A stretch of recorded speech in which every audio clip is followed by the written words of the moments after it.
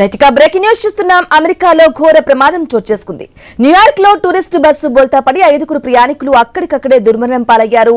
Niagara water falls నుంచి టూరిస్టులతో తిరిగి వస్తుండగా బస్సు ఒక్కసారిగా అదుపు తప్పి రోడ్డు పక్కనే ఉన్న గుంతలో పడిపోయింది. ఈ దుర్ఘటనలో ఒకరు చిన్నారి సహా 5 తీవ్ర గాయాలతో అక్కడికక్కడే ప్రాణాలు కోల్పోయారు.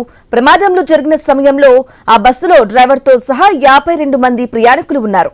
పోలీసులు ఘటనా స్థలానికి చేరుకుని బస్సులో చిక్కుకుపోయిన వారిని బయటకు తీశారు. ఇక సుమారు గాయాలైన 40 మందికి చికిత్స నిమిత్తం సమీప ఆసుపత్రికి తరలించారు. బస్సు పల్టీలు కొట్టిన సమయంలో చాలా మంది ప్రయాణికులు సీటు బెల్ట్ ధరించలేదని ప్రాథమిక దర్యాప్తుల్లో తేలింది.